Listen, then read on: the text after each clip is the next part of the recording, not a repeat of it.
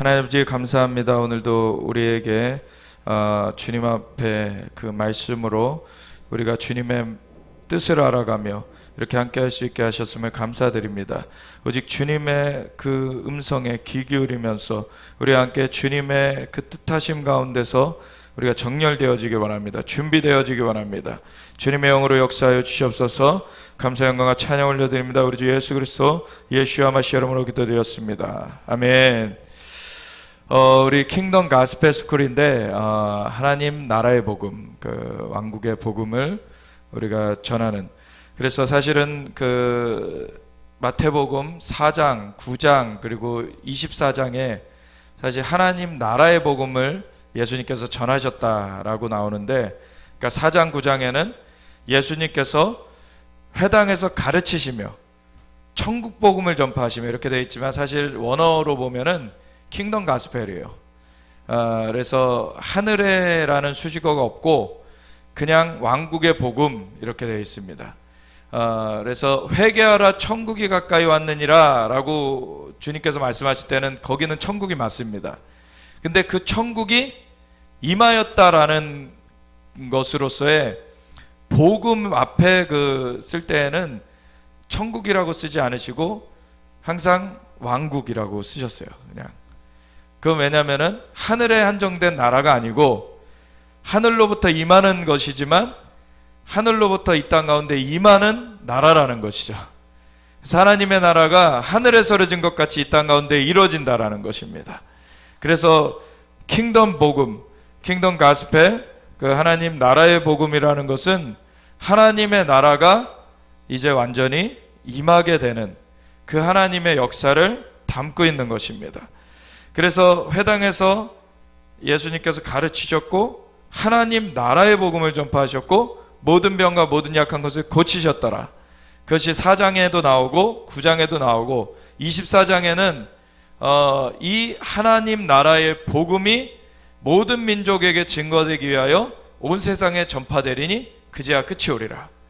거기도 사실 천국 복음이라고 번역되어 있어요, 한국어에는. 근데 그것도 마찬가지로 킹덤 가스펠, 왕국의 복음인데, 그 의미가 주님께서 단지 우리를 위하여서 죽여주셨기 때문에 우리를 천국으로 갈 수 있는 티켓만 따서 주셨다가 아니라 하나님 나라의 백성으로서 이미 예수님을 영접한 자들이 그 하나님 나라의 백성으로서 변화되게 하셨고, 그리고 그 하나님의 나라가 주님의 오심으로 완전하게 이 땅 가운데 임하신다까지 포함하고 있는 것이죠. 그래서 예수님께서 죽으셨고 부활하셨고 승천하신 다음에 이제 다시 오신다.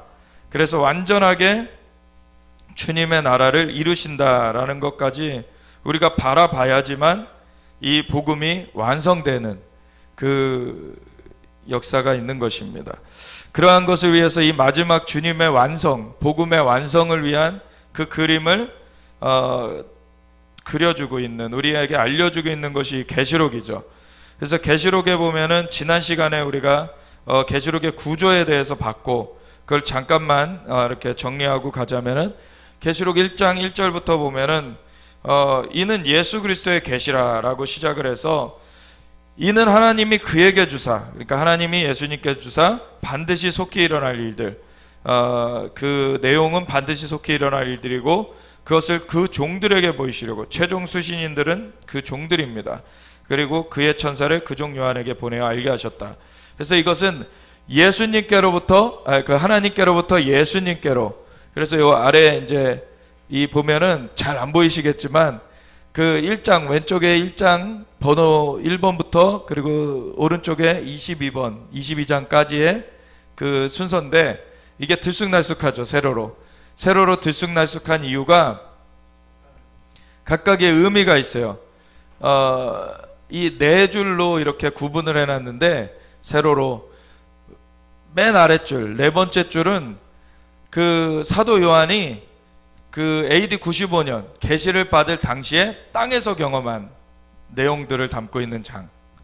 그래서 1, 2, 3장과 10장이 그 땅에서 경험한 내용들이라는 거죠. 그리고 22장 마무리까지. 그거는 뭐냐면은 1장은 서론이면서 그 1장 9절부터는 예수님의 방문을 받는 얘기가 나오는데, 사도 요한이 반모섬에 유배되어 있을 때 그 곳에서 예수님의 방문을 받았던 것이죠. 그러니까 땅에서 경험을 한 거였어요. 그리고 그 가운데 예수님께서 7교회를 향하여서 편지를 써라 라고 해서 편지를 쓴 내용이 이제 2장 3장에 나오는 거고, 근데 4장에 보면은 내게 말하던 그 음성이, 그 예수님의 음성이 이리로 올라오라, 하늘에 열린 문이 있고 그 음성이 이리로 올라오라 함에 성령에 감동되어서 하늘로 끌어올려지죠. 그래서 이제 첫 번째 줄은 하늘로 끌어올려져서 그 현장을 경험한 내용을 담고 있다는 것입니다. 그래서 4장 5장이 그렇죠. 이 4장 5장의 내용은 그 사도 요한이 그때 당시에 그 하늘에서, 천국에서 이루어지고 있는 일을 직접 목격한 것이죠. 그래서 하나님의 보좌 앞에 이렇게 끌어올려져서 하나님께서 보좌에 앉으신 것을 보았고, 그리고 내생물들을 보았고 24장로들을 보았고, 그래서 하나님 앞에 찬양이 막 올려지면서 천천만만의 천사들도 있고 모든 그 생물들이, 그 피조물들이 하나님께 또 영광을 올려드리는 것들을 이제 보게 되는데, 4장은 하나님의 보좌 앞에서의 찬양을 본 것이고, 5장은 이제 그 5장부터가 이 두루마리에 대한 얘기가 나와요. 그 보좌에 앉으신 하나님의 오른손에 7 인봉된 두루마리가 쥐어져 있는 것을 보게 됩니다. 근데 장로 중에 하나가 나와서 뭐라 그럽니까? 이 두루마리를 펴거나 보거나 할 자가 누구냐라고 했을 때에 사도 요한이 둘러봐도 땅 위에나 하늘 위에나 하늘 아래나 땅 위에나 땅 아래나 아무 곳에도 이 두루마리를 펴거나 보거나 할 자가 없으므로 안 보이기로 울었다라고 되어 있어요. 분명히 저 두루마리가 안팎으로 써져 있고 분명히 하나님의 계획을 담고 있는데, 이것이 사실은 이 킹덤 가스펠, 하나님 나라의 복음, 하나님께서 하늘에서 내준 것처럼 이 땅 가운데 다시 하나님의 온전한 통치를 이루시는 데 있어서의 그 마스터 플랜, 그 하나님께서 완전하게 그 일을 이제 완성하시는 것을 위한 그 플랜을 담고 있다는 것을 사도 요한이 그때 딱 인지하게 된 것인데, 그거를 펴거나 보거나 할 자가 보이지 아니하니까 울게 된 거죠. 그때 당시 AD 95년은 그 25년 전 AD 70년에 로마군의 이렇게 습격으로, 로마군의 포위로 인해서 예루살렘 성전까지 돌 하나도 남겨지지 않고 다 무너뜨려지는 그러한 일이 있어지면서 이 유대인들이 흩어져가는 그러한 상황 가운데, 쫓겨나는 상황 가운데 이제 사도들도 다 죽임을 당하고 이제 사도 요한만 남아있던 상황이었기 때문에, 이 사도 요한이 이 마스터 플랜을 갖고 있는 저 두루마리가 풀려져야 이제 이것이 하나님의 온전한 통치의 회복으로서 완성이 될 수가 있겠는데, 그거를 펴거나 보거나 할 자가 보이지 않으니까 울게 된 거죠. 그랬더니 이제 장로가 울지 마라, 유다 지파의 사자 다윗의 뿌리가 이겼으니 저가 그 인봉을 떼시리라. 그러고서는 예수님께서 어린 양으로 등장을 하시죠.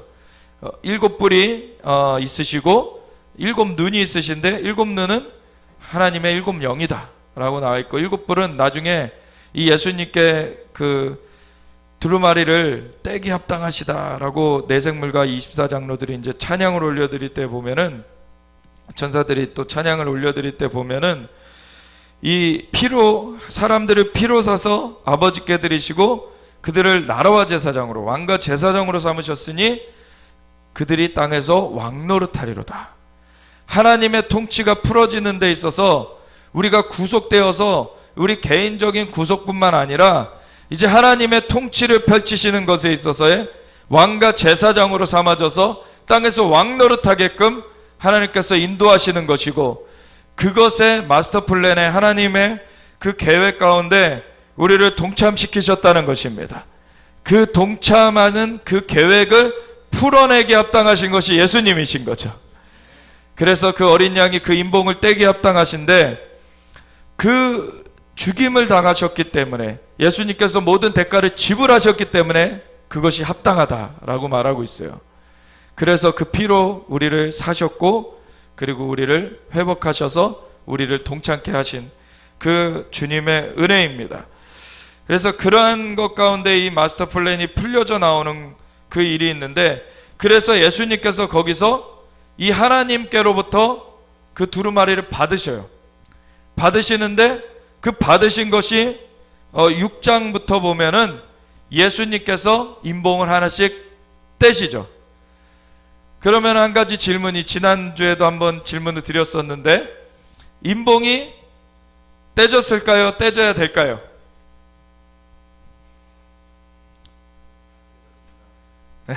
지난주에 들으셨던 분들은 떼졌습니다. 왜냐하면은 인봉의 역할은, 지난주에도 말씀드렸는데, 인봉은 봉인하는 거, 그거를, 그 두루마리를 펼 수 없도록 봉인한 건데, 두루마리를 펴지 못한다는 건 보지 못한다는 얘기죠. 근데 이 두루마리가 계시를 담고 있어요. 이 인봉을 예수님께서 하나씩 떼셨을 때마다 계시가 풀려 나왔어요. 인봉은 이미 떼어졌기 때문에 계시가 풀려 나올 수 있었던 것이죠. 그래서 인봉을 뗀 거는 AD 95년에 그 사도 요한이 계시를 받을 당시에 그 현장에서 그 인봉을 떼시는 걸 본 거고, 인봉을 떼셨을 때 풀려 나온 계시도 그때 계시를 받았지만, 그 계시의 내용이 언제 이루어지느냐, 언제 그것이 그 시행되느냐, 이거는 다른 얘기인 거죠. 근데 무슨 일이 일어날 거를 미리 보게 된 것이었습니다. 그 보게 된 그 내용이 바로 인봉이 떼졌기 때문에, 예수님께서 인봉을 떼주셨기 때문에 그 계시가 풀려 나온 거죠. 그래서 그것을 나중에 보면은 예수님께서 첫 번째 인부터 여섯 번째 인까지는 6장에서 떼시는 내용이 나오고, 8장에 가면 일곱 번째 인까지 다 떼집니다. 그래서 이 인은 떼진 거예요.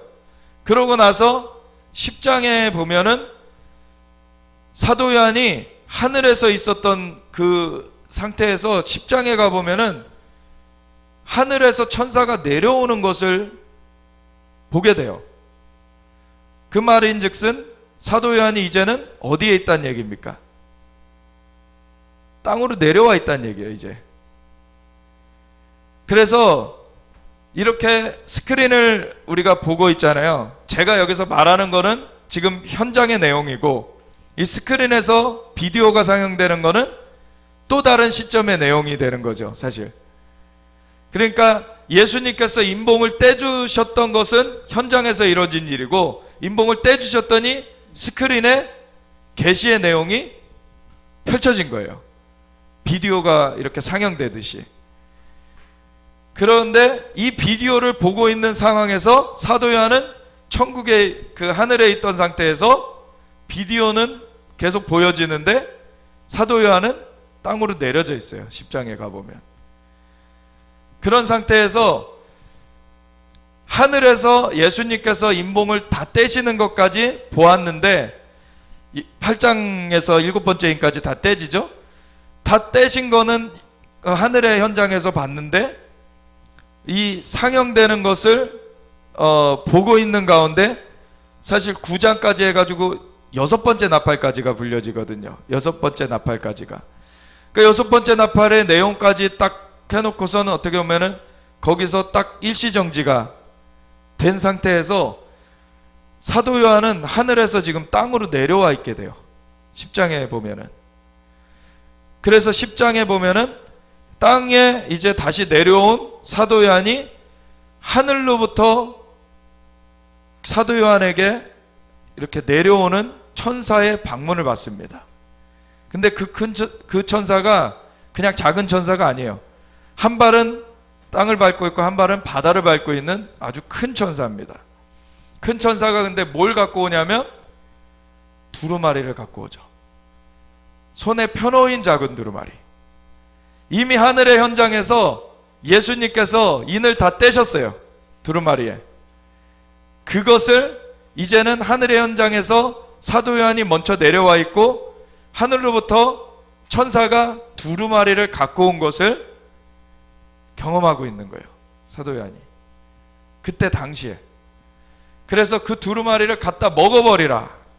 음성이 들리고 갖다 먹어버리니 그 입에서는 다나 속에서는 쓰게 되리라 라고 하신 말씀대로 그렇게 입에선 다나 속에서 쓴데, 그 주님의 말씀이 또 너가 많은 나라와 족속과 백성과 방언에게 다시 예언하여야 하리라. 그래서 이 두루마리를 사도 요한이 받았습니다. 그래서 하나님께로부터 예수님께로, 예수님께서 또 천사를 보내서 요한에게까지 전달이 됐습니다.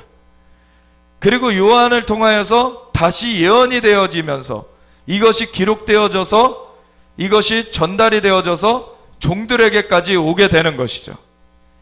그래서 이것이 쓰여지게 된 것이고 계시록이 쓰여지게 된 것이고, 그래서 우리가 보고 있는 것입니다. 그래서 계시록 1장 2절에서는 요한은 하나님의 말씀과 예수 그리스도의 증거 곧 자기가 본 것을 다 증언하였느니라. 요한은 사명 감당했어요. 그래서 이제는 최종 수신인들에게 이 예언의 말씀을 읽는 자와 듣는 자와 그 가운데에 기록한 것을 지키는 자는 복이 있나니 때가 가까움이라. 읽고 듣고 지키라는 것입니다. 아멘.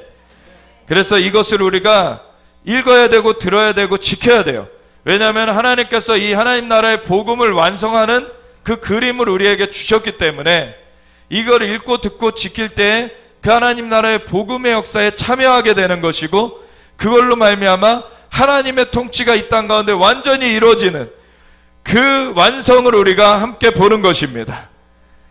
그래서 그것을 우리가 함께 보면서 나아가는데, 이것을 볼 때 그 구조를 지난주에 보았던 것이고, 그 구조 가운데서 이 인을 하나씩 떼실 때마다 계시들이 풀려져 나오게 된 거죠.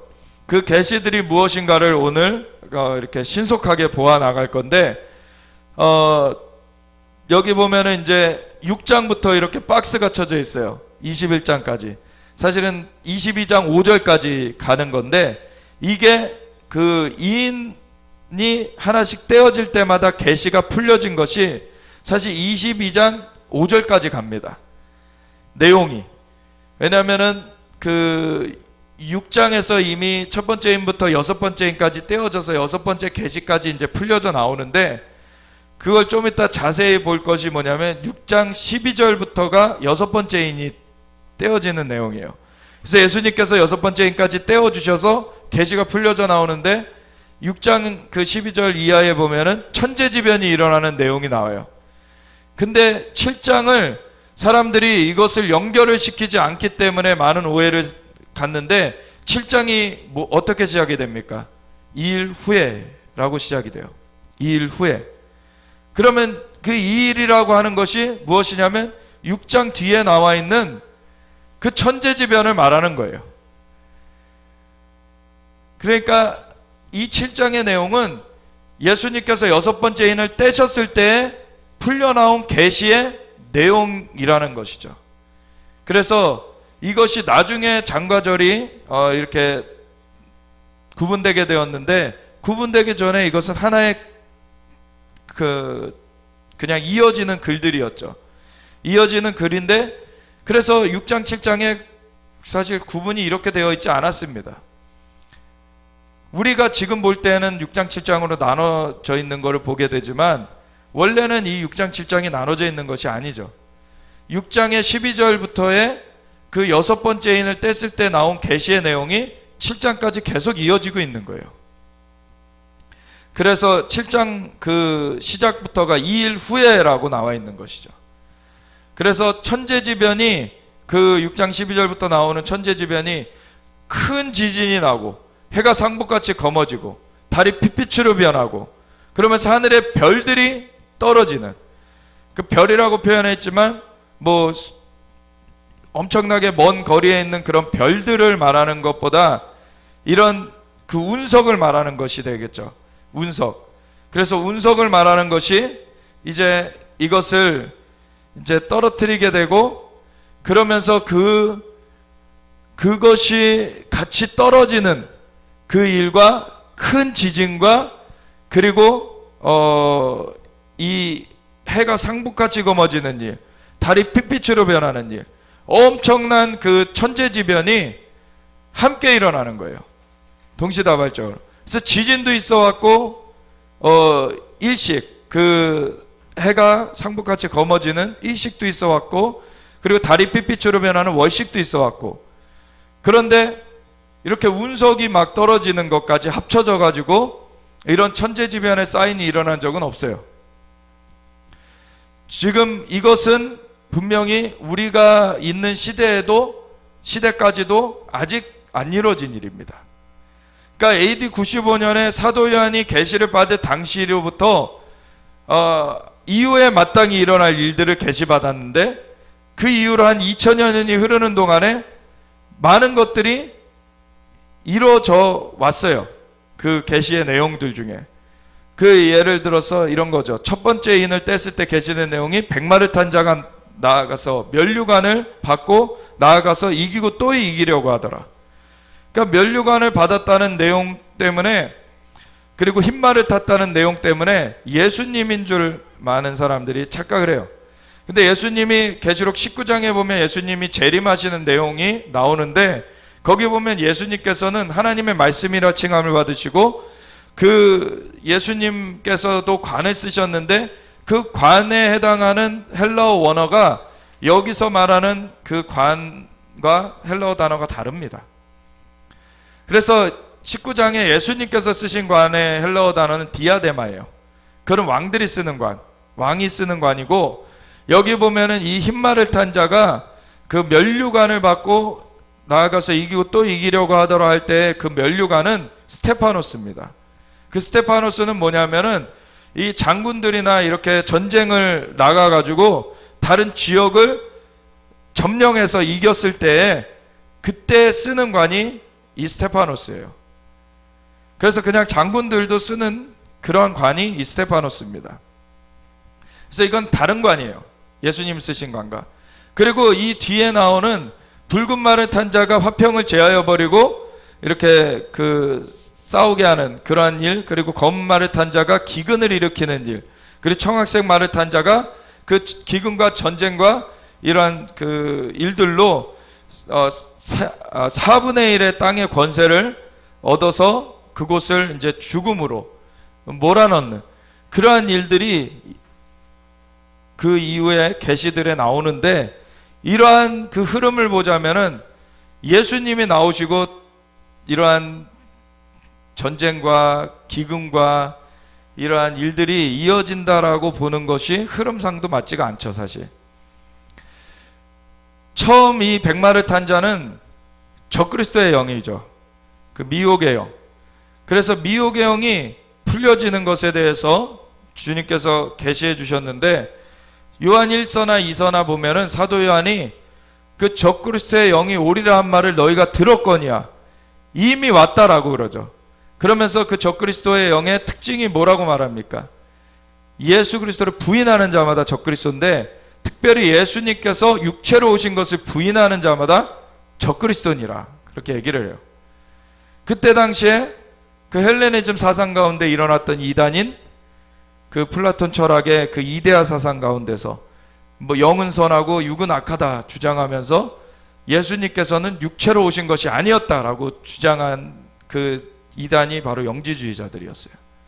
그 영지주의자들을 특별히 지칭해 가지고 사실은 얘기를 한 건데, 그 영지주의자들의 배경되는 그 사상이 바로 헬레니즘이죠. 그 헬레니즘이 사실 인본주의고 사단의 사상인 것입니다. 헤브라이즘, 하나님께서는 하늘에 있는 것이나 땅에 있는 것이나 예수 그리스도 안에서 통일되게 하려 하심이라고 에베소서 1장 10절에 말씀하고 계세요. 하나님께서 하늘도 만드셨고 땅도 만드셨습니다. 하나님께서 영계도 만드셨고 자연계도 만드셨습니다. 이 자연계를 인간에게 맡겨놨더니 인간이 이걸 얼토당토 않은 일을 해가지고 하여튼간 파괴가 됐는데, 그럼에도 하나님께서는 이 땅을 원래 좋게 만들어 주셨고, 하나님께서는 이 땅을 없애시는 걸로 끝내시는 게 아니라 회복하시는 것입니다. 하나님 나라의 복음은 이 땅을 다시 회복해 내시겠다는 거예요. 그래서 인간도 구원하시고 이 자연계도 되찾으시겠다. 하나님께서 그 하나님 나라로 완전히 회복해 내시겠다라고 하시는 것이 이 하나님 나라의 복음이죠. 그래서 그러한 일을 이루시는 것, 그래서 예수 그리스도로 말미암아 예수 그리스도 안에서 하늘에 있는 것이나 땅에 있는 것이나 통일되게 하려 하시는 것이 하나님의 뜻입니다. 근데 마귀는 이것을 싫어해요. 왜 그렇죠? 하늘에서 하나님께 덤볐다가 쫓겨났어요. 그러고서는 이 땅에서 사람이 권세를 갖고 있는 것을 보고서는 사람한테 접근해 가지고서는 사람을 속여 가지고 이 땅의 권세를 취해 갔어요. 그래서 이 세상 신노릇하고 있습니다. 공중에 권세 잡고 있어요. 예수님으로 말미암아 이 권세가 깨어지면서 예수님의 백성들, 그 예수님의 보혈의 공로로 예수님께서 피로 사서 아버지께 드리시고 나라와 제사장으로 삼아진 그들이 왕 노릇하기 시작하면은 이 사단의 권세가 깨어지는 것입니다. 예수님의 머리 대신 말해서 예수님께서 사단의 머리는 깨뜨리셨지만 사실 공중에서 이들을 다 처리하지 않으셨어요. 그래서 예수님께서 십자가 지셨고 죽으셨다 부활하신 후에 승천하신 이후에 성령님까지 임하신 이후에 기록된 고린도 후서에도 보면은 4장 4절에 믿지 않는 자들의 그 눈을, 이 세상 신이 믿지 않는 자들의 마음을 혼미케 하여서 그리스도의 영광의 복음의 광채가 비치지 못하게 하고 있다라고 얘기를 하고 있죠. 아직 이 세상 신노릇 하고 있습니다. 그 마귀가, 사탄이. 근데 머리는 깨어져 있어요. 그것은 이 아담에게서 뺏어간 이 땅의 권세를 예수님께서 그 십자가의 대속과 부활로서 사단의 머리를 깨뜨리시며 되찾으셨어요. 그래서 예수님께서 마태복음 28장 18절부터 하늘과 땅의 권세를 내게 주셨으니, 그거는 하나님과 한 분인 그분이 애초부터 가지고 계신 그 권세, 그분은 뭐 이미도 가지고 계신 권세, 그 무한한 권세를 갖고 계신데 그걸 말한 것이 아니라 이 땅의 대속을 이루시고서는 되찾아오신 이 자연계의 권세를 말하시는 겁니다. 그 권세를 아버지께서 내게 주셨으니 그러므로 너희는 가서 모든 족속으로 제자를 삼아 아버지 아들과 성령의 이름으로 침례를 베푸고 내가 너희에게 분부한 모든 것을 가르쳐 지키게 하라. 볼지어다 내가 세상 끝날까지 너희와 항상 함께 있으리라. 아멘. 그래서 주님의 권세로 너희는 나아가라는 거예요. 이제 주님께서 그 권세 내가 가져왔으니까 그 권세 아래서 너희가 이제 탐대에 나아가라. 세상 끝날까지 성령으로 너희와 함께 할 것이니까 그 성령이, 오직 성령이 임하시면 너희가 권능을 받고, 이 성령이 임하셔야 우리가 예수님과 연결이 되잖아요. 예수님과 딱 연결이 되어 가지고 주님의 인도하신 가운데서 전진케 되니까 성령이 임하시면 너희가 권능을 받고 예루살렘과 온 유대와 사마리아 땅 끝까지 이르러 내 증인이 되리라. 그 권세 가운데서 나아가라는 것입니다. 그래서 그 권세를 가지고서 이 강한 자를 결박하는 거예요. 예수님께서 귀신 들린 자에게서 귀신 쫓아내 주셨을 때 바리새인들이 귀신의 왕을 힘입어서 귀신 쫓아낸다고, 귀신의 왕 바알세불을 힘입어 귀신 쫓아낸다고 참소하니까 너희는 스스로 분쟁하는 나라마다 서지 못할 것인데 어떻게 귀신의 왕을 힘입어 귀신 쫓아낸다고 하느냐. 그러면 너희는 누구를 힘입어서 귀신 쫓아낼 것이냐. 이게 나라의 싸움이라는 것을 분명히 말씀하셨어요. 그러나 내가 하나님의 성령을 힘입어, 또 다른 그 구절에서는 하나님의 손을 힘입어 귀신을 쫓아낸 것이면 이미 하나님의 나라가 너에게 임하였느니라. 아멘. 이게 나라의 싸움인 것입니다. 그리고 거기 가운데서 주님께서 뭐라고 말씀하셨냐면 강한 자를 결박치 않고서는 세간을 늑탈할 수가 없다. 강한 자를 결박하고서야 세간을 늑탈할 수 있다. 사람을 자유케 하는 그 사역을 해주시고 귀신 들린 자에게서 귀신을 쫓아내 주시면서 성령으로 그를 하나님 나라로 들이셨어요. 그래서 하나님의 나라가 이미 너희에게 임했다. 근데 그 역사를 하는 것이 나라의 싸움이면서 강한 자를 결박해야 된다고 말씀하신 거예요.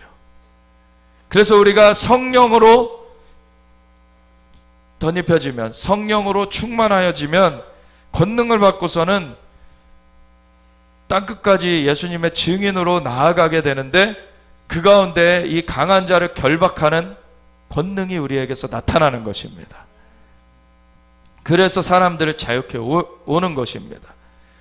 그러한 일을 이 머리 대신 예수님이 본인은 그 길만 열어놓으시고서는 승천하셔서 예수님을 구세주여 주님으로 믿는 자들을 예수님의 피로 대속하신 그 은혜로 그 죄사함을 받게 하시고서는 성령님께서 임하셔서 그 영을 거듭나게 되살아나게 하셔서 그 영과 함께 성령님이 함께 하시게 하시면서 그 일을 행하고 계시는 것이죠.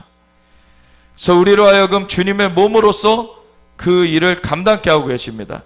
그래서 예수님께서는 그 주는 그리스도시요 살아계신 하나님의 아들이시니이다, 그 고백의 반석 위에 교회를 세우니 음부의 권세가 이기지 못하리라고 하셨어요. 음부의 문이 견디지 못할 것이다. 음부의 문을 깨트리면서 우리가 나아가게 되는 것이에요. 그래서 교회가 그 주님의 권세를 나타내는 것입니다. 그래서 우리가 주님의 나라로 돌이켜 오는 것이에요. 사람을 돌이켜 오고 지역을 돌이켜 오는 것입니다. 이게 하나님 나라의 복음인 것입니다. 그래서 우리가 그냥 티켓 따놨으니까 그냥 주님과 상관없이 살다가 나중에 천국 가야지, 이것은 전혀 그 복음의 내용이 아니에요. 예수님을 믿는 순간 진정으로 예수님을 구세주 주님으로 영접했다면 죄가 사함받았고 성령님이 임하셔서 그 영이 살아났기 때문에 이미 하나님 나라의 백성이 된 것입니다. 이미 하나님의 나라에 들어간 것입니다. 예수님과 이미 연결이 되어 있는 것이에요. 성령 안에서 우리가 그 하나님의 나라를 지금 경험하고 있고, 그것을 우리가 더 풍성하게 누려가면서 그것을 전해가게 되는 것입니다. 그것을 우리가 증거해 가게 되는 것인데, 그러한 하나님 나라의 복음으로서 우리가 충만함을, 그 예수님께서 그 교회를 세우실 때 교회는 그리스도의 몸이니 만물 안에서 만물을 충만하게 하시는 자의 충만합니다. 아멘. 그래서 이 충만함을 교회를 통해서 드러내시겠다는 것이에요. 그래서 주님께서 그 공주의 권세 잡은 자들에게도 주님의 권세를 나타내신다 그러신 거예요. 그래서 그 권세를 알게 하시고 주님께서 그 일을 주님의 몸된 교회로 말미암아 행하신다. 그 복음의 역사를 성취하신다. 아멘. 그래서 우리가 그 수정을 드는 것이고 그것의 완성을 이루는 것이 이 계시록의 내용인 것입니다. 그 완성을 이룰 때에 근데 사탄은 그것을 방해하려고 온갖 미혹을 해대는 거예요. 그 적그리스도의 영이 그 죽이는 일들도 핍박하는 일들도 하지만 먼저는 미혹하는 일을 하죠. 그래서 사실 그 초대교회 때 성령이 임하시고 권능을 받고 이제 제자들이 증인의 그 역할을 이제 감당하면서 나아가기 시작했을 때 온갖 기적들이 일어나고 복음이 엄청나게 이렇게 증거되어져 갔어요.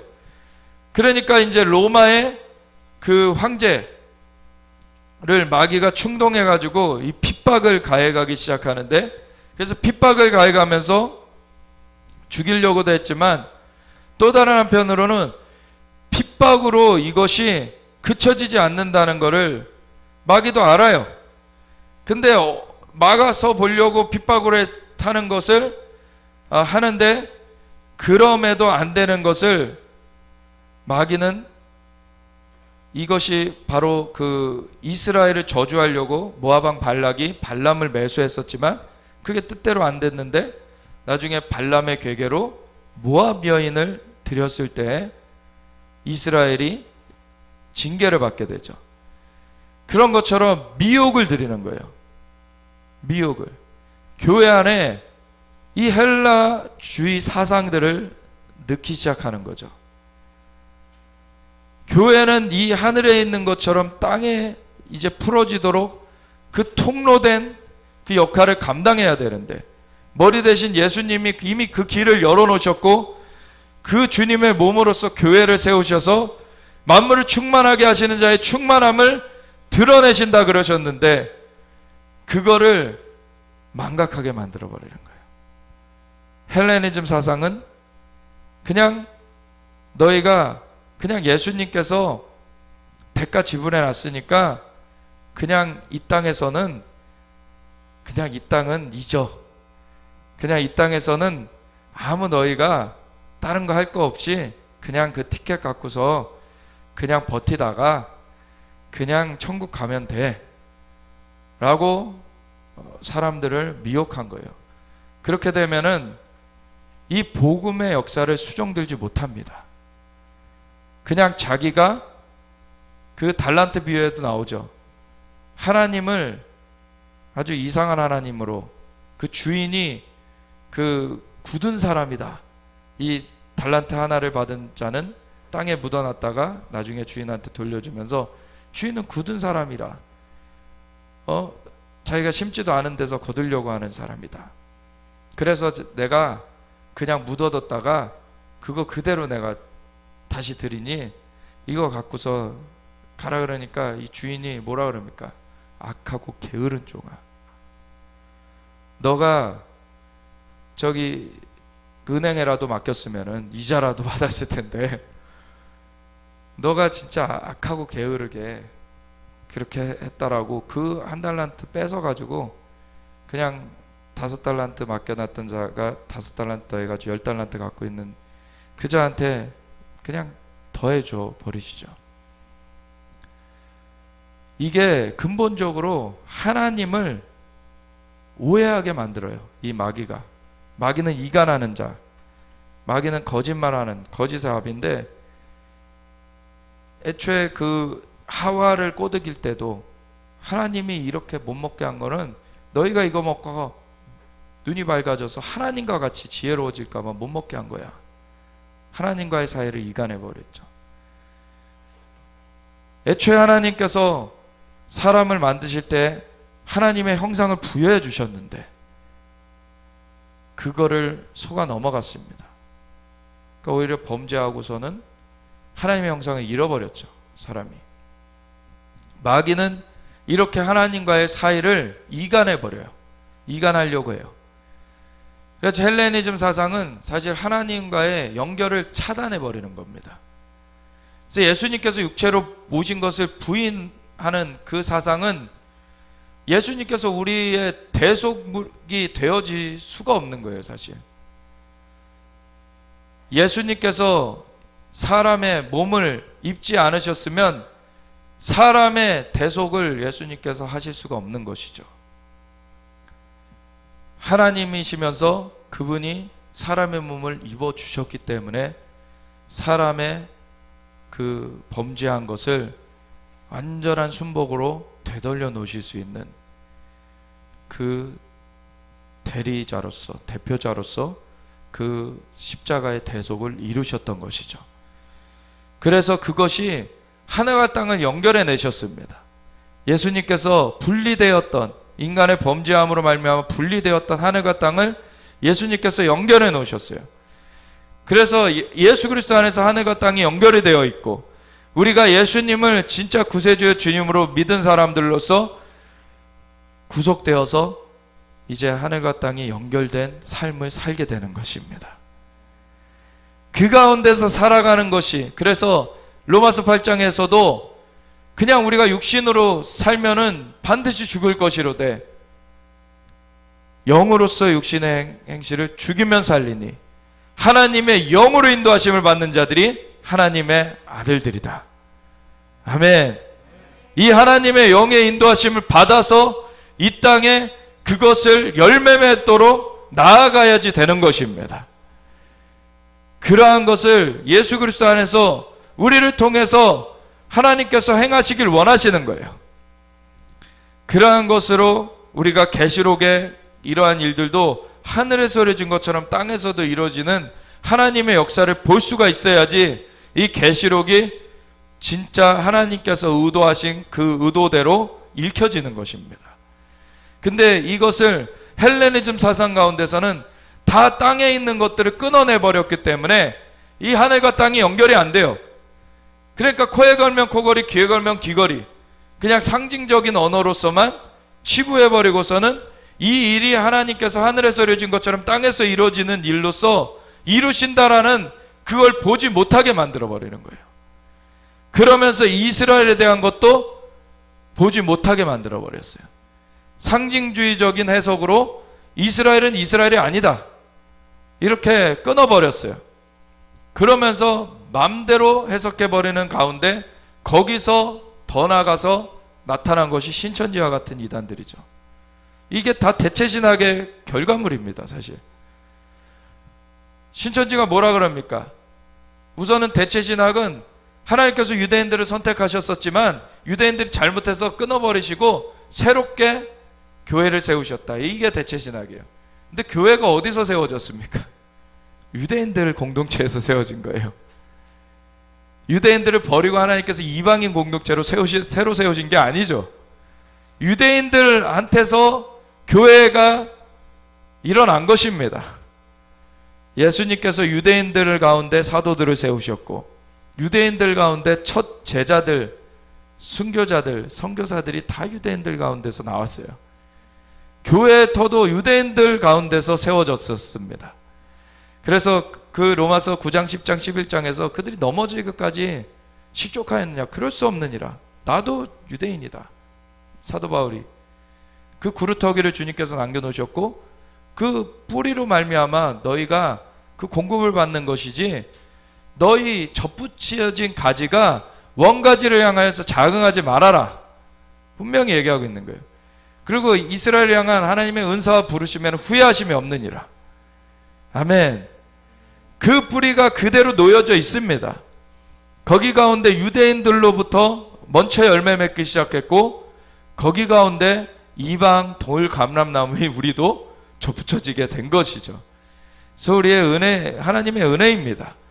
그래서 한 세 사람으로 우리가 세워진 가운데 이 이스라엘을 세우셔서 하나님께서 일으키신 그 복음의 역사가 그들의 덜어는 우둔하여 지면서 이방인의 충만한 수가 차기까지 이방인들을 드리는 것으로 펼쳐져 갔지만 그 결말은 온 이스라엘이 구원 얻는 것으로 끝나게 될 것이다. 이것이 하나님의 신비다. 하나님의 경륜이다. 그 종합적인 하늘과 땅에 연결된 그림을 우리가 볼 수 있어야 된다는 것이죠.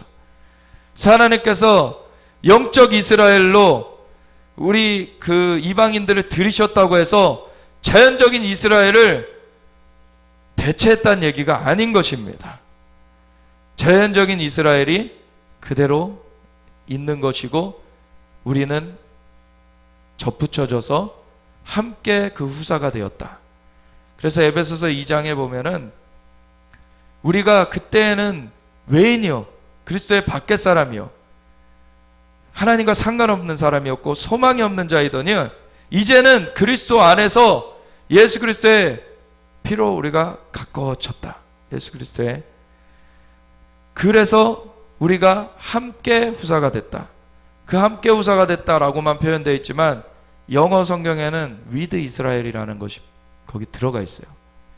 그 함께라는 것이 먼저 유대인들이 있었던 가운데서 이방인들이 원래는 외인이었고 그리스도 밖의 사람이었고 하나님과 상관없는 자였고 소망이 없는 자였던 상태에서 같이 접붙여져서 한 세 사람이 됐다라는 걸 말하고 있는 것입니다.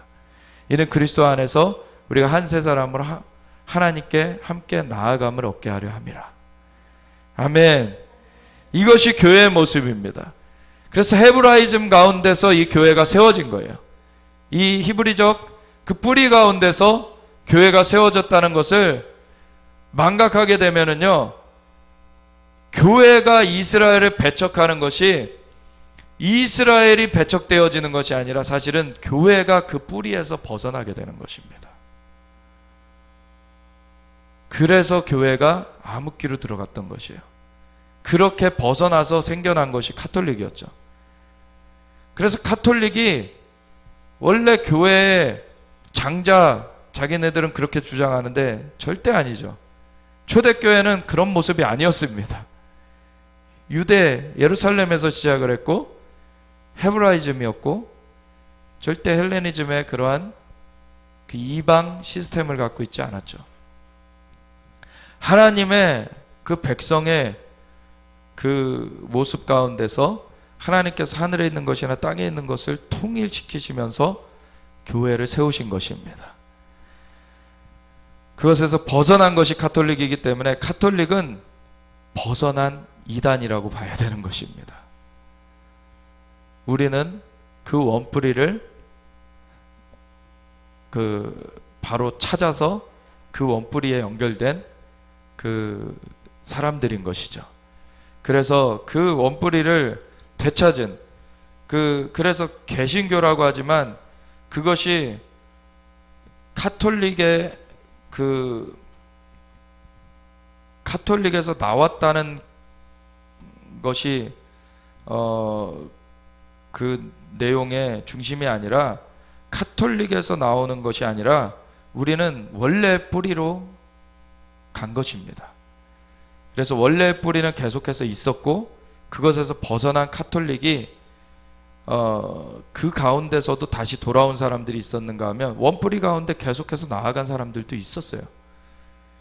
그러니까 교회의 모습은 사실 하나님께서 처음에 주셔서 그것이 정말 적은 무리였을지언정 계속 유지되어 왔습니다.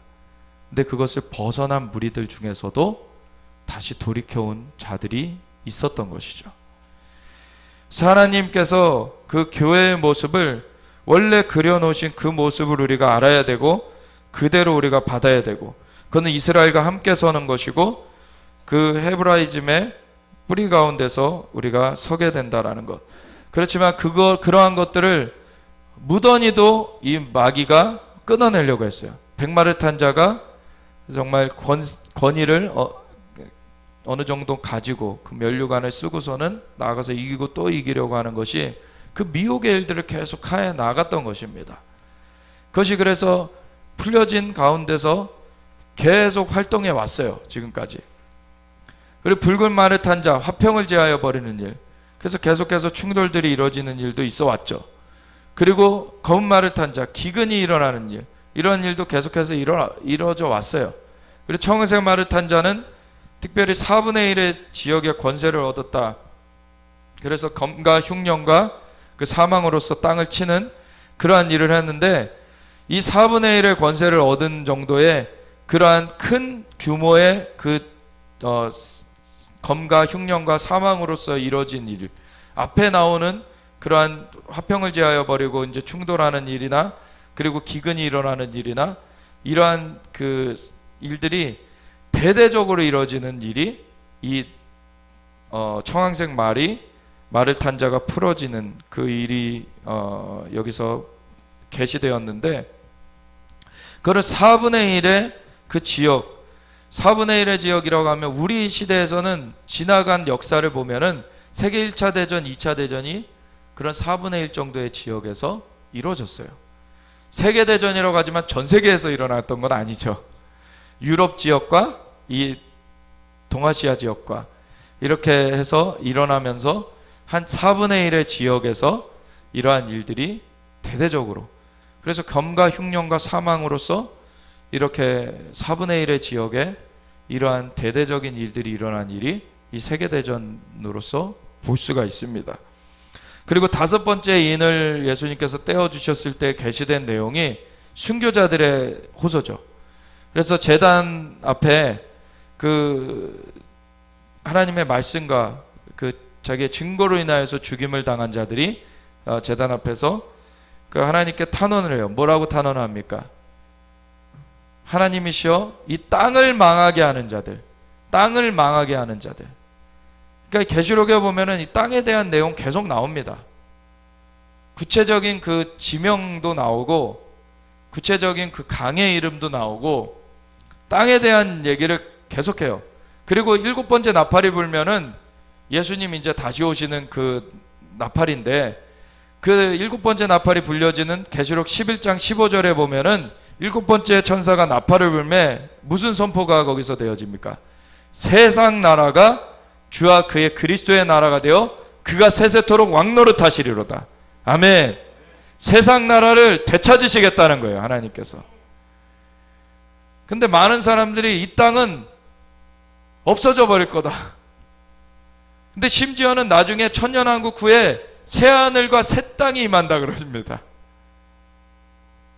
바다는 다시 있지 않게 되지만 새하늘만 있는 것이 아니라 새 땅도 있을 거라 그래요. 그 땅이 없어지는 게 아니에요. 그리고 새 예루살렘이 그 새로워진 땅 가운데 내려오게 되죠. 그러니까 많은 사람들은 이데아 사상 가운데서 이 그 계시록을 봐요. 사실 헬레니즘적 사고 가운데서 많은 지금 주류 교회라고 하는 곳에서 그 계시록을 상징적 해석을 하죠. 어떤 거는, 어떤 부분은 내가 하늘의 이적을 보는데 라고 하는 것이 그게 상징적 언어로 보여진 것들이 있습니다. 그거는 단서를 달아 놓으셨어요, 하나님께서. 근데 그냥 내가 봄에 라고 그냥 이뤄질 일들을 그냥 보는 것들은 그냥 유프라테스 강이라고 하면 유프라테스 강이라고 들으면 됩니다. 이스라엘이라고 하면 이스라엘이라고 들으면 됩니다. 왜 이렇게 삐딱하게 봅니까? 하나님께서는 심지어는 어떻게 얘기하셨습니까?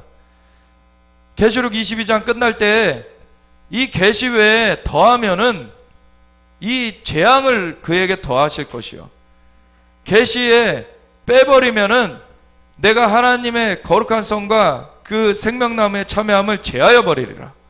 주님 말씀하셨어요. 이거 굉장히 엄중히 들어야 되는 것입니다. 하나님 A라 그러셨으면 A라고 들어야 돼요. 왜 자꾸 A가 아니라 A 다시거나 A 아니면 혹여나 B로 갈 수도 있겠다. 이렇게 자꾸 자기의 생각들로 재단을 하게 되면은 그게 인본주의인 거죠.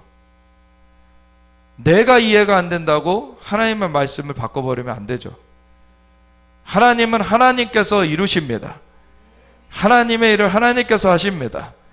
하나님께서 이스라엘의 14만 4천 세우시겠다 그러면 하나님이 세우시는 거예요. 내가 14만 4천을 모른다고 안 세워줘야 됩니까? 하나님이 하시는 거예요. 하나님이 14만 4천 세우신다 그러셨으면 하나님이 알아서 세우시는 것입니다. 근데 하나님께서 그걸 우리에게 미리 말씀해 주신 것은 이스라엘에 그런 일이 일어날 때 니네가 어느 시대에 지금 들어왔는지를 알아라라고 그 표징을 주시는 거예요.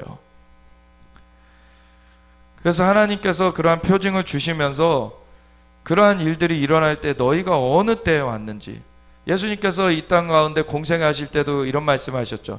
너희가 청기는 분별할 줄 알면서 시대의 징조는 분별하지 못하느냐. 너희가 그 전날 하늘이 붉으면 다음날 날이 맑겠다 하겠고 그날 아침에 하늘이 붉으면 날이 굳겠다고 하는데 너희가 청기는 분별할 줄 알면서 시대의 징조는 분별할 줄 모르느냐. 주님께서 시대의 징조를 분별하라고 하시는 거예요. 분별할 수 있게 그 사인들을 알려주시는 것입니다.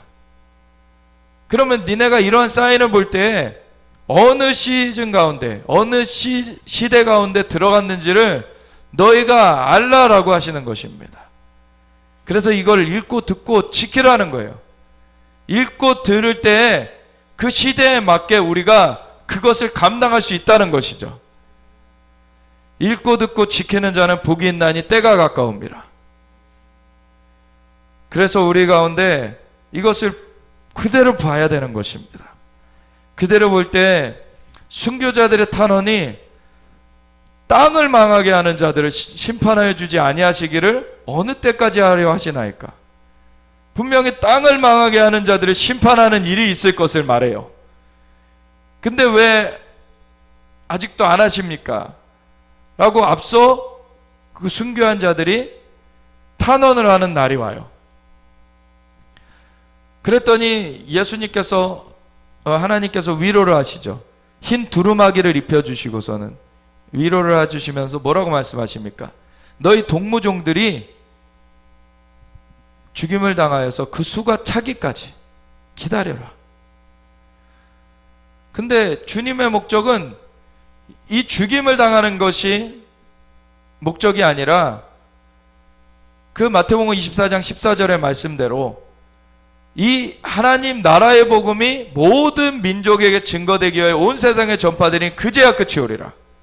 그 끝을 말하시는 것인데 그 예수님의 다시 오시는 그날을 말하는 것이죠. 그 끝을 그 앞절인 13절에는 그러나 끝까지 견디는 자는 구원을 얻으리로다. 그 끝까지 우리가 나아가야지 구원을 얻는다라고 말씀하세요. 근데 그 끝이 언제 오냐? 복음 증거가 완료돼야지 온다. 그 복음 증거가 완료되는 것을 위하여서 목숨도 아끼지 않고 나아가는 주님의 종들로 인하여서 복음이 증거되어지면서 순교자들로서 그들이 하나님께 드려지며 그 순교의 수가 차는 것이 이 복음 증거의 완성과 같이 맞물려져 있는 것입니다. 그래서 그것이 되어져야 끝이 온다. 한편으로는 복음 증거가 완성이 되는 것이고 한편으로는 순교의 수가 차는 거예요. 그것이 되어지기까지 기다려라. 순교자들에게는 그 위로의 말씀을 주시죠. 그러고서 여섯 번째 인이 떼어졌을 때 여기부터 조금 자세히 보길 원하는데, 왜냐하면 이거는 우리 시대에 아직 안 일어난 일이 분명하기 때문에. 내가 보니 여섯째 인을 그 6장 계시록 6장 12절부터입니다. 내가 보니 여섯째 인을 떼실 때 큰 지진이 나며 해가 검은 털로 짠 상복같이 검어지고 달은 온통 피같이 되며 하늘의 별들이 무화과 나무가 대풍에 흔들려 설익은 열매가 떨어지는 것 같이 땅에 떨어지며 하늘은 두루마리가 말리는 것 같이 떠나가고 각 산과 섬이 제자리에서 옮겨지매. 여기까지 보면은 큰 지진이 난다. 그리고 해가 검은 털로 짠 상복같이 검어진다. 그래서 해가 가려진다. 이렇게 되는 것이고 달은 온통 피같이 된다. 이것은 월식 때에 일어나는 일이죠. 이러한 일, 그리고 하늘의 별들이 무화과 나무가 대풍에 흔들려 설익은 열매가 떨어지는 것 같이 땅에 떨어진다. 운석들이 막 떨어지는. 그래서 이러한 천재지변이 동시다발적으로 일어나는 것인데, 그러한 때 하늘은 두루마리가 말리는 것 같이 떠나고 각 산과 섬이 제자리에서 옮겨진다. 각 산과 섬이 제자리에서 옮겨질 정도로 엄청난 지진이 일어나는 것이기 때문에 그것을 땅에서 보면 하늘이 떠나가는 것 같이 보여지는 것이죠. 그 흔들림이 엄청나게 그렇게 이루어지는 것이죠. 그때 15, 16절, 17절에 보면 땅의 임금들과 왕족들과 장군들과 부자들과 강한 자들과 모든 종과 자유인이 굴과 산들의 바위 틈에 숨어서 산들과 바위에게 말하되 우리 위에 떨어져 보좌에 앉으시니 얼굴에서와 그 어린 양의 진노에서 우리를 가리라. 이들이 알아요. 이것이 하나님과 그 어린 양 예수님의 진노로 말미암는 것임을 알아요. 그 고백을 하고 있어요. 그들의 진노의 큰 날이 이르렀으니 누가 능히 서리하더라. 이렇게 나와 있는데, 우선 이거를 기억해 두시고 7장으로 넘어가면 이 일 후에라고 연결이 되는 것이죠. 이 천재지변 후에 일어날 일이라는 거예요. 천재지변 후에 무슨 일이 일어나냐면, 내가 네 천사가 땅 네 모퉁이에 선 것을 보니 땅의 사방의 바람을 붙잡아 바람으로 하여금 땅에나 바다에나 각종 나무에 불지 못하게 하더라. 네 천사가 네 모퉁이에 바람을 붙잡고 있어요. 그리고 또 봄에 땅에 다른 천사가 살아계신 하나님의 인을 가지고 해돋는 데로부터 올라와서 땅과 바다를 해롭게 할 권세를 받은 네 천사를 향하여 큰 소리로 외쳐. 우선은 이 네 천사들, 그 사방의 바람을 붙잡아둔 네 천사들이 땅과 바다를 해롭게 할 권세를 받은 천사들이라고 또 나와요. 설명이. 그리고 이 네 천사 외에 또 다른 천사가 해돋는 데로부터 이제 올라오는데, 이 천사는 그 하나님의 인을 가진 천사예요. 근데 이 천사가 이 네 천사를 향하여서 뭐라고 외치냐면, 이르되 우리가 우리 하나님의 종들의 이마에 인치기까지 땅이나 바다나 나무들을 해하지 말라 하더라. 그러니까 이 순서가 뭡니까? 하나님의 종들의 이마가 인쳐지는 것이 있어져야 그 다음에 땅이나 바다나 나무를 해야 하는 그것이 허락되어지는 것이죠. 이것을 8장에 넘어가 보면은 나팔이 불려지는, 예수님께서 7번째 인을 떼셨을 때 그 계시가 풀려 나온 것이 7 나팔에 대한 계시인데, 그 중에서 첫째 나팔부터 네 번째 나팔까지가 자연계의 3분의 1이 파괴되는 일입니다. 첫 번째 나팔이 불려지니까 땅의 3분의 1, 두 번째 나팔이 불려지니까 바다의 3분의 1, 세 번째 나팔이 불려지니까 강과 물샘의 3분의 1, 네 번째 나팔이 불려지니까 해와 달과 별의 3분의 1이 파괴가 돼요. 이 파괴의 일이 하나님의 종들의 이마에 인쳐지는 일이 있기 전까지는 멈춰지게 되죠. 그것이 이루어질 수가 없게 돼요. 그래서 이 순서가 분명하게 보여지는 것입니다. 이 세 가지 순서. 먼저는 천재지변. 그 큰 지진이 나고 해가 상복같이 검어지고 달이 핏빛으로 변하고 운석들이 막 떨어지는 그러한 일들이 있어지는, 그 천재지변의 사인이 있어진 다음에, 이 일 후에 하나님의 종들이 인쳐지는 일이 있어지게 되고, 그것까지 있어져야지만 땅이나 바다나 나무들이 해지는 일이 일어날 수가 있어요. 그 말은 다른 말로 하면 하나님의 종들의 이마에 인쳐져야지만 그 다음에 나팔이 불려질 수가 있다는 얘기예요. 그래서 이것이 왜 중요하냐면, 나팔이 불어지면은 땅의 3분의 1, 바다의 3분의 1, 강과 물샘의 3분의 1, 해와 달과 별의 3분의 1이 파괴가 되는데, 이 자연계를 파괴하시는 것이 목적이 아닙니다. 하나님은 이것이 뭐냐면은 공중의 권세 잡은 세력을 떨구시는 일이에요. 이 공중이라는 것은 이 땅의 권세 영역입니다. 하나님의 보좌가 있는 곳을 3층천이라고 표현했죠, 사도 바울이. 자연의 이 하늘이 1층천입니다. 그 사이에 2층천이 바로 이 공중이라고 일컬어지는 곳이죠. 사탄이 껴든 곳, 마귀가 그 3분의 1의 천사들을 이렇게 대동하여서 반역하면서 그 사람들을 꼬드겨 가지고 이 권세를 취해서 잡고 있는 영역, 그 공중의 영역, 그 영역을 잡고 있는데, 이 영역을 하나님께서 완전히 부셔버리는 거예요. 그래서 이곳은 이 땅의 자연계의 권세 영역이기 때문에, 이 자연계의 권세 영역에서 싸움이 벌어지면 이 땅 가운데 그 영향이 미쳐지는 것입니다. 그래서 땅을 잡고 있는 그 권세 영역을 하나님께서 청소하시니까 이 땅의 3분의 1이 흔들려 버리게 돼요. 파괴가 되게 돼요. 그리고 바다의 권세 영역을 주님께서 깨트려 버리시니까 이 바다의 3분의 1이 파괴가 돼요. 그리고 강과 물샘을 잡고 있는 그 권세 영역을 깨트려 버리니까 이 땅의 그 강과 물샘의 3분의 1이 파괴가 돼요. 그리고 해와 달과 별을 잡고 있는 그 권세 영역을 깨트려 버리니까 이 해와 달과 별의 3분의 1이 파괴가 돼요. 이것이 무엇으로 연결이 됩니까? 그 다음에 다섯 번째 나팔이 이제 9장에 들어가서 나오는데, 다섯 번째 천사가 나팔을 불매 하늘에서 떨어진 별 하나가 있는데 저가 무적행의 열쇠를 받았더라. 이가 누굴까요? 사탄이죠. 사탄이 이제 공중에서 사탄도 떨어져 내리는 거예요.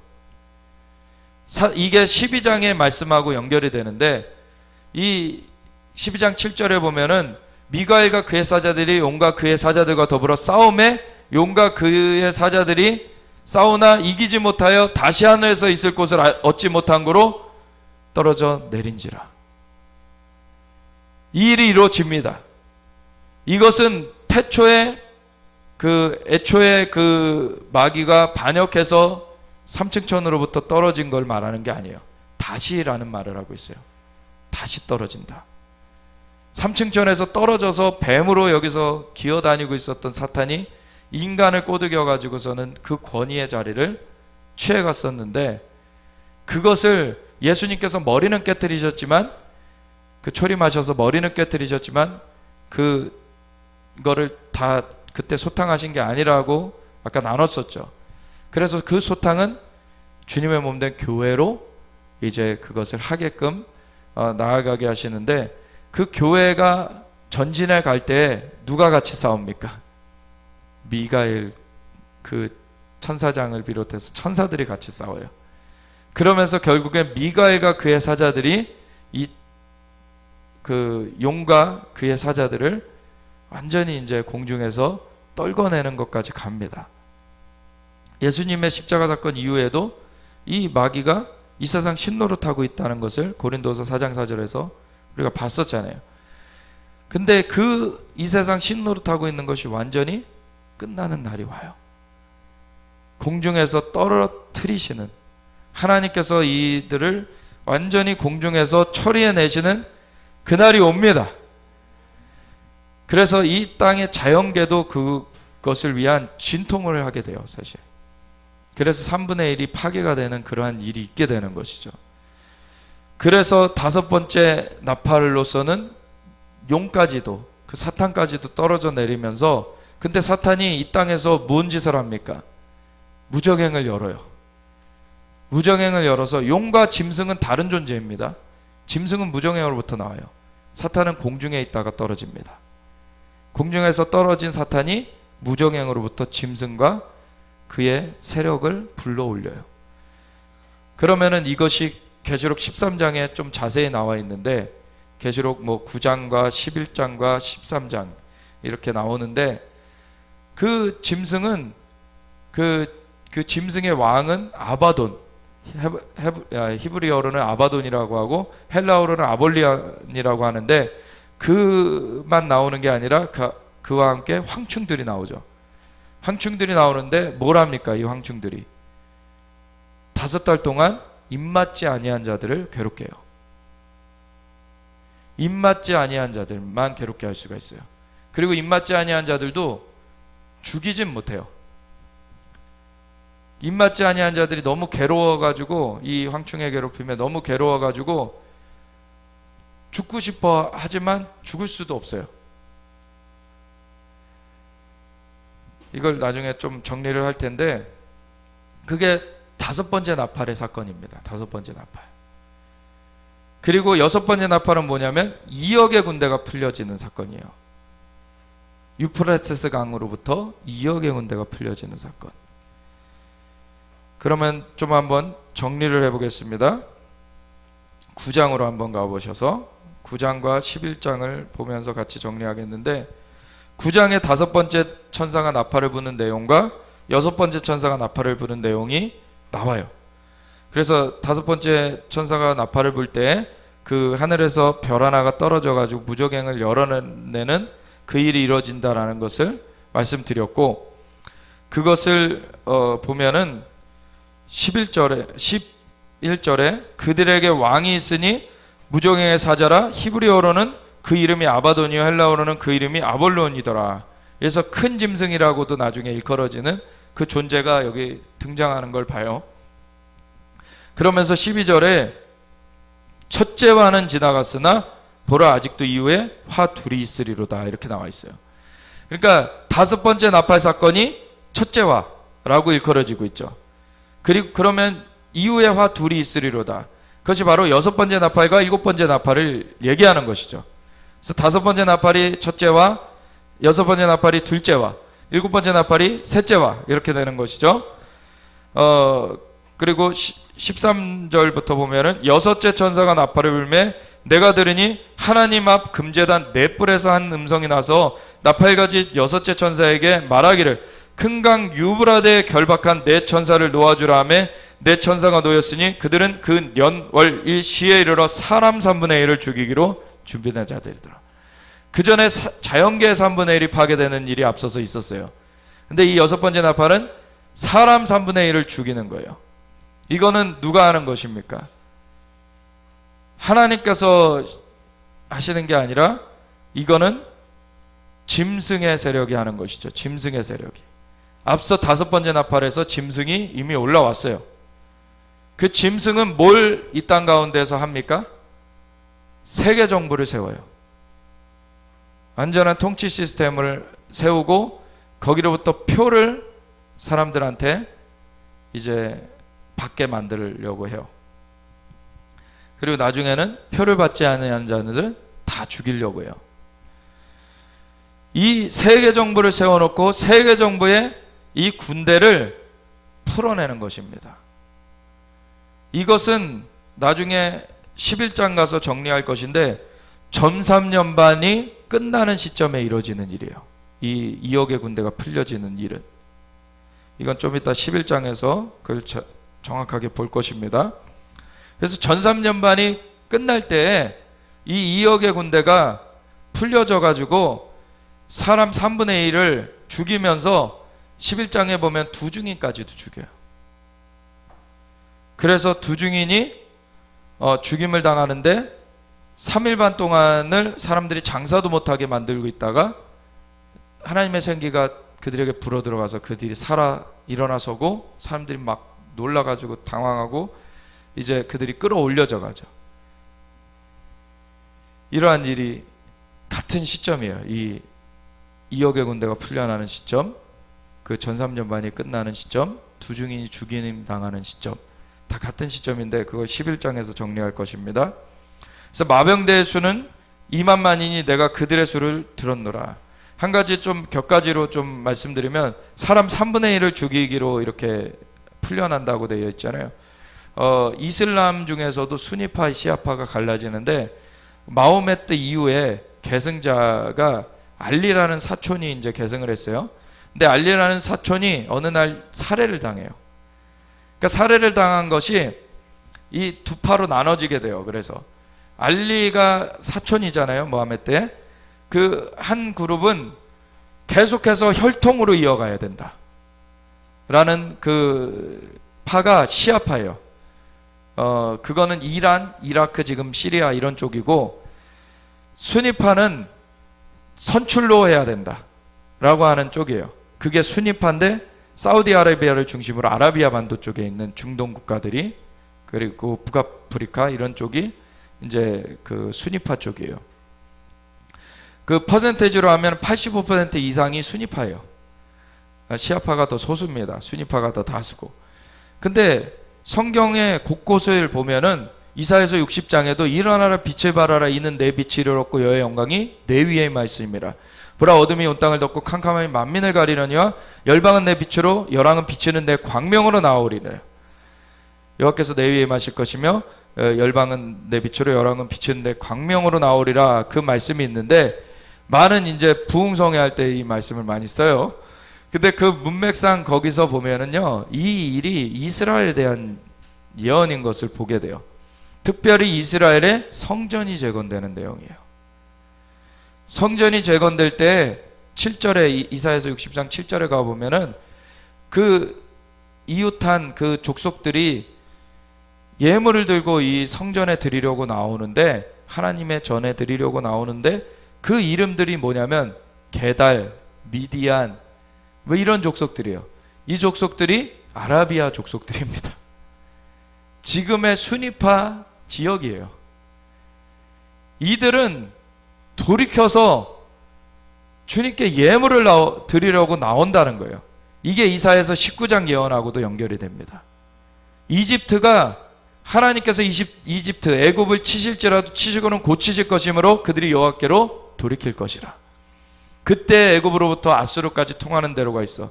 이게 바로 이 수니파 이슬람 지역입니다. 그래서 애굽으로부터 아수르까지 통하는 대로가 있어. 아수르 사람은 애굽으로 가겠고 애굽 사람은 아수르로 가겠고, 이스라엘과 함께 셋이 여호와께 경배하며 셋이 세계 중에 복이 되리라. 아멘. 엄청난 부흥이 이루어지는 거예요. 근데 이것이 또 무엇과 연결되냐면 성전이 재건되는 내용이 사실 에스겔서 40장부터가 제3성전에 대한 얘기를 하고 있잖아요. 근데 그 앞두고 에스겔서 38장 39장에가 이스라엘을 치러 이방 나라들이 연대해서 오는 얘기가 나오죠. 마곡 땅에 있는 고기 필두가 되어서 뭘 합니까? 혹시 이거 다음 장으로 한번 넘겨주시면은, 이 지도도 좀 너무 흐릿하네요. 마곡 땅에 있는 고기 필두가 되어서 나올 때에 그것은 러시아입니다. 러시아. 그리고 바사 같이 나온다 그래요. 그건 이란이에요. 그리고 고메가 도갈마 같이 나온다. 터키예요. 이 러시아, 터키, 이란은 각각 제국을 이뤘던 나라들입니다. 러시아 제국이 이뤘었죠. 이란은 페르시아 제국이 이뤘었던 나라죠. 터키는 오스만 터키 제국을 이뤘던 나라예요. 이 지역의 패권을 가지고서는 계속 경쟁한 나라들입니다. 그래서 서로 둘씩이라도 사실 가까워진 적이 없었어요, 역사상. 근데 시리아, 이라크에 걸쳐서 아이시스 사태가 일어났을 때 그걸 계기로 얘네들의 이해 관계가 같이 맞아지면서 이란을 러시아가 배후해서 뒷받침을 해주게 되죠. 그러면서 러시아의 그런 이스칸데르라고 하는 S-400 막 이런 대륙간 탄도미사일 이런 거를 막 이란한테 줘요, 막 러시아가. 그리고 그것을 이란이 같은 시아파 벨트니까 이라크 쪽에 그 미사일을 기지를 건설하기도 하고, 이게 결국에는 이 지역의 패권을 장악하려는 그 이해관계를 같이 도모한 것입니다. 근데 터키는 같이 하지 않았었어요. 근데 터키에서 한 사건이 일어나요. 터키의 에르도안이 장기 집권을 하고 있는데 어느 날 그 리조트에 있는데 쿠데타가 일어납니다. 거기에 에르도안을 죽이려고 사살팀이 파견이 됐는데 에르도안이 한 5분 차이론가 피해요, 거기를. 근데 그 피하게 된 계기가 러시아에서 정보를 준 거예요. 그러니까 에르도안이 러시아한테 붙어버렸어요. 그러니 오늘날에는 어떤 걸 하냐면 터키가 그 리비아가 카타피가 제거되면서, 이 이집트 서쪽에 리비아가 카타피가 제거되면서 사실 정부군 반정부군 막 지금 계속 싸우고 있거든요. 그래서 금수 조치, 무기를 저쪽에는 들일 수 없게 그 차단이 되어 있어요. 근데 터키가 그런 거 다 어기고 지금 리비아로 무기를 들이고 있습니다. 그리고 수단이, 그 남수단은 기독교로 따로 떨어져 나갔고 수단이 아주 강성 무슬림이죠. 이슬람이죠. 보면은 마곡 땅에 있는 고기 필터가 된다. 러시아가 있고, 그리고 바사가 한다. 그리고 이란이 있고, 고메가 도갈마 터키고, 그리고 붓이 리비아고, 구스가 수단이에요.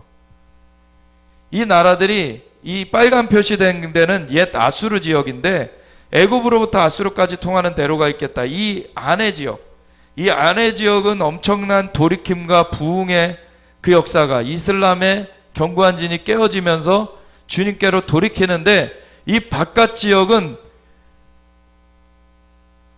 오히려 그걸 대적하며 나오는 그러한 지역으로 나오고 있어요. 근데 순서상은 어떤 게 있냐면, 이 에스겔 38장 39장에 이 나라들이, 겉에 있는 나라들이 이제 이스라엘 치러 나올 때 하나님께서 노를 바라시면서 진노하시면서 이 대적들을 치시기를 이왕의 전쟁 날에 치신 것 같이 치실 것이다. 그때 큰 지진으로 흔드시고 하늘에서 불을 내리시고, 이 계시록 6장 12절부터 본 천재지변의 그 사인이 거기 그대로 있는 거를 봐요. 그리고 왕과 자주자들, 그 사람들이 보좌에 앉으시니와 어린 양의 진노에서 우리를 가리라 그러는 것을 봤었죠. 이게 진노로 이루어진다라는 것을 거기서도 보게 되는 것이고, 이 똑같은 표현들이 에스겔 38장 39장에 나오는 것입니다. 똑같은 사건들, 똑같은 표현들. 그래서 하나님께서 그 노를 바라시면서 대적을 치시기를 이왕의 전쟁 날에 치시듯 할 때 내가 여호와인 줄 열방이 알게 하겠다 그랬어요. 아멘. 그럴 때 이집트도 뒤집어지고 이 지역이 이슬람의 견고한 진이 깨어지면서 뒤집어지는 일이 되어질 것이다 라고 보는 것입니다. 그러한 일이 되어질 때 이것은 무엇과 또 연결되냐면 하나님께서 아브라함한테 너와 내 후손에게 주리라고 약속한 땅이 애굽 강에서부터 유브라테스 강까지죠. 하나님께서 이 지역을 회복해 내시는 것입니다. 이스라엘과 함께 여호와를 경배하는 경배의 제단으로서 이 지역이 드려지도록 하나님께서 회복해 내시는 것이에요. 그래서 하늘에서 이루어진 것처럼 이 땅 가운데 이루어지는 하나님의 역사 가운데 이스라엘을 회복하시면서 이 지역 주변 지역까지 하나님께서 회복하시면서 주님의 엄청난 구원의 역사를 펼치시고 주님의 영광을 나타내시는 것입니다. 아멘. 그래서 엄청난 그 주님의 역사가 이루어지는데 그럼에도 대적하는 세력이 이 유프라테스 강을 그 두 개의 강이 이라크 시리아에 걸쳐서 이렇게 흐르는데 그 위쪽에 더 동쪽에 있는 강이 티그리스 강이고 히데겔이라고도 하고 이 아래쪽에 있는 강이 유프라테스 강인데 이 유프라테스 강과 히데겔 티그리스 강 사이에가 메소포타미아 문명이 발생한 지역이다라고도 하죠. 그리고 거기가 바벨론 지역입니다. 바벨론 그 바벨탑이 쌓아졌던 곳이면서 바벨론 제국이 들어섰던 지역이면서 사실 이 계시록에서는 계속해서 이 음녀 큰 성 바벨론이라 말해요. 바벨론이 다시 세워질 것. 그리고 이억의 군대가 어디서 풀려 나온다고요? 유프라테스 강에서. 이 지역을 보면은 너무나 이것이 명백하게 보여집니다. 사실 지역을 모르고 보면은 매핑을 못하는 거예요. 이것이 어디서 이루어질 것인지. 군사 작전을 하려면은 군사 지도를 펼쳐놓고서는 거기다가 위치를 매핑을 해야지 되잖아요. 어디서 어떤 작전이 이루어져야 되고 어떻게 움직여져야 되고 그런 것 같이 이 계시록은 군사 작전 작전 계획과 같은데 그런 것을 볼 수 있는 눈이 이 지리를 모르면은 이게 막혀진다는 거예요. 이 지리를 알고 보면은요, 유프라테스 강이 굉장히 중요한 기점으로 나온다는 걸 보게 됩니다. 유프라테스 강 안쪽에서는 돌이킴의 역사가 벌어지는 반면에 유프라테스 강을 건너서는 바벨론이 다시 세워져요. 아이시스 사태 이후에, 사실 아이시스 사태 이전에는 사실 그 이라크에 그 사담 후세인이라고 유명한 자가 있었죠. 근데 축출됐잖아요. 사담 후세인은 그 순위파였어요.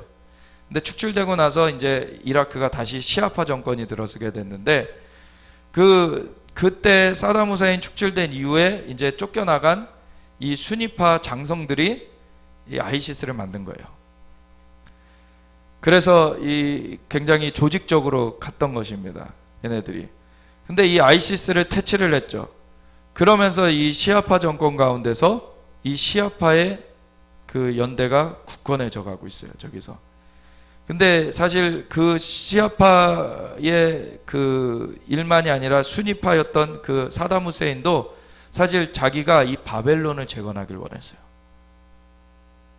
그래서 그 프로젝트를 진행을 했었습니다. 그러다 축출됐어요. 근데 지금 이 아이시스 사태 이후에 이 시아파 정권 가운데서도 이 도시 재건 사업이 막 지금 벌어지고 있죠. 오늘날 코로나 사태가 막 벌어지고 있는데 그 중에서 이라크 건설 현장에서 수십 명 이제 귀환했는데 코로나 확진자들이 많이 나왔다는 그런 뉴스가 나오기도 했었죠.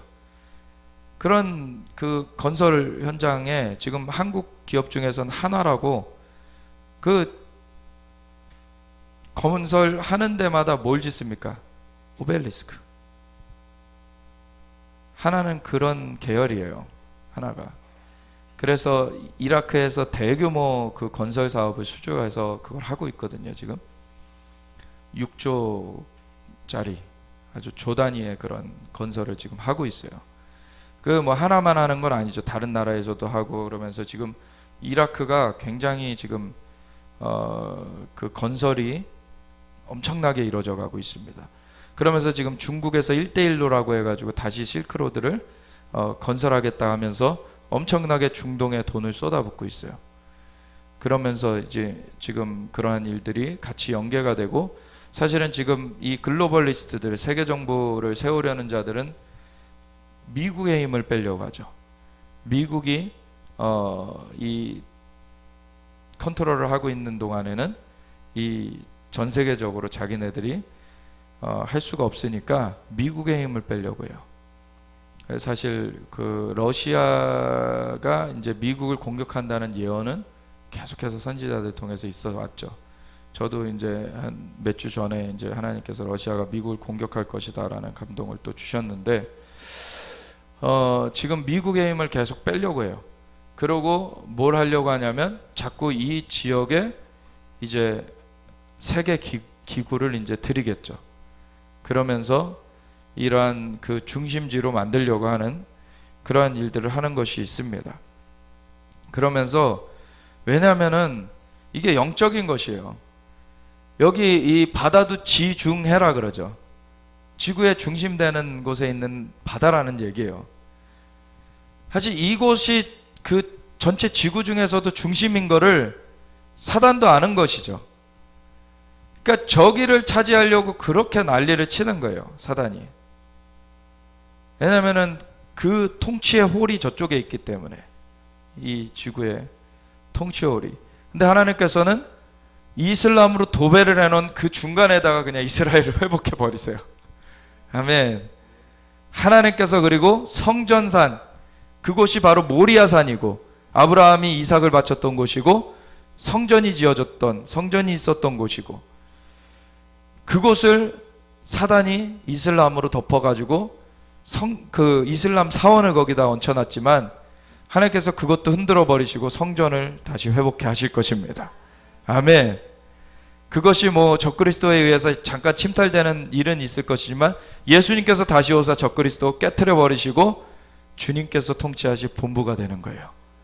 아멘. 그래서 주님께서 영원한 통치자십니다. 세상 나라가 주와 그의 그리스도의 나라래요. 그가 세세토록 왕노릇 하실 것입니다. 근데 그 통치의 본부는 이스라엘에 있고, 이스라엘 중에서도 예루살렘인 것이에요. 아멘. 그러니까 저기를 놓고 싸움이 치열하게 벌어질 수뿐이 없는 거예요. 근데 이 안에 지금 하나님께서 아무리 이슬람으로 도배를 해놨어도 이스라엘을 회복해 내시기 때문에, 지금 그 사탄은 바벨론을 지금 재건을 하려고 하는 것이죠. 그래서 마귀가 바벨론을 재건을 해가지고 결집을 시켜가지고 유프라테스강을 건너서 2억의 군대를 풀어내면서 이 예루살렘을 취하려고 하는 거예요. 그래서 그게 일시적으로 성공하죠. 근데 하나님께서 대접을 부어버리시면서 이제 짐승을 멸하기 시작하십니다. 그래서 나팔은 공중에 그 사단의 세력을 떨구는 일이고, 대접은 이 땅의 짐승의 보좌를 깨트려 버리는 일입니다. 그래서 대접의 순서와 나팔의 순서가 똑같아요. 사실 대접도 땅부터 시작을 합니다. 첫 번째 대접이 땅에 부어져요. 그러면은 표를 받은 자들에게 종기가 납니다. 이제는 그 짐승에게 그렇게 속한 그 사람들에게 그냥 심판이 임하죠. 그리고 두 번째는 바다에 부어져요. 똑같아요, 순서가. 그러면은 이제는 3분의 1이 아니라 바다의 생물들이 다 죽어요. 그리고 세 번째는 강과 물샘에 부어집니다. 그러면 강과 물샘이 다 그냥 파괴가 돼요, 그 생물들까지. 그리고 네 번째는 해가 7배로 뜨거워져요. 그리고 다섯 번째는 짐승의 보좌에 부어져요. 그래서 짐승이 이제 보좌를 이제 완전히 파괴되는 것을 경험하게 되죠.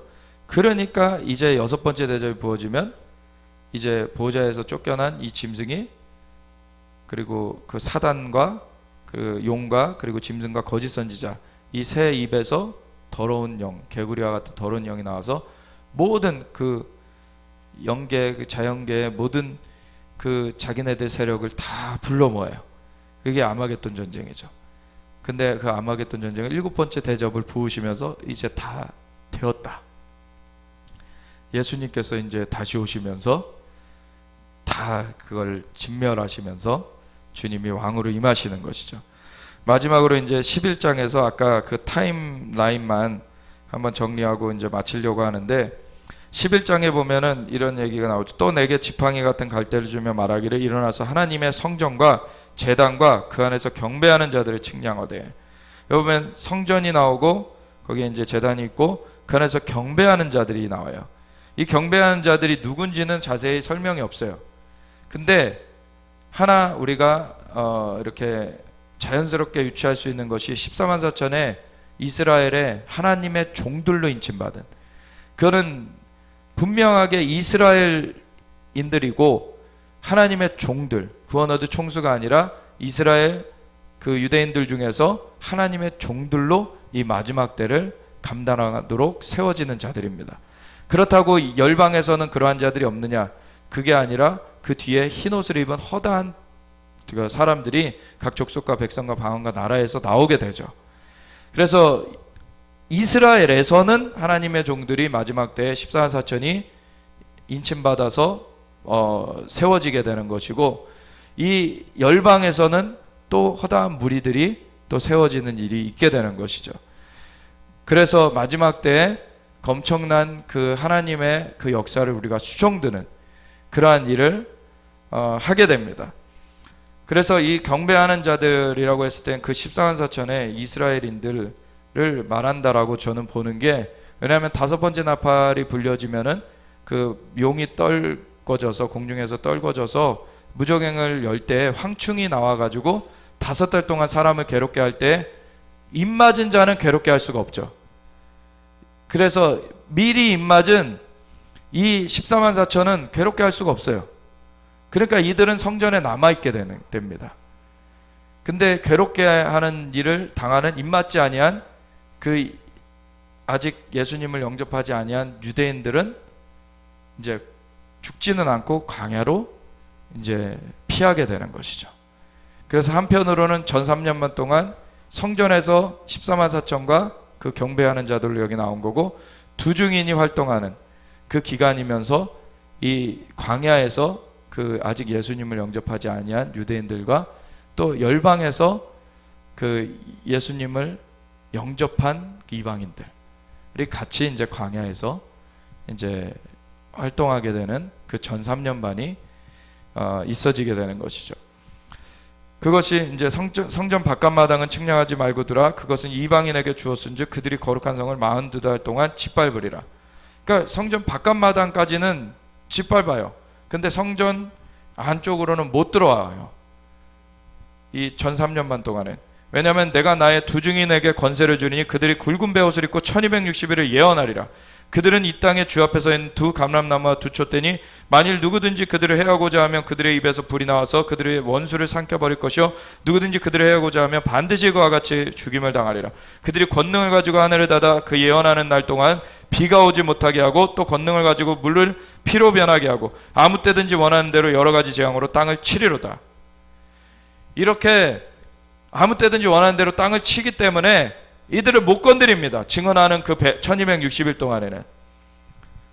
그런데 그들이 그 증언을 마칠 때 이 1260일이 맞춰지면은 이들이 죽임당하는 것이 이제 이루어지게 돼요. 그때는 하나님께서 그냥 순교의 때를 허용하시는 거죠.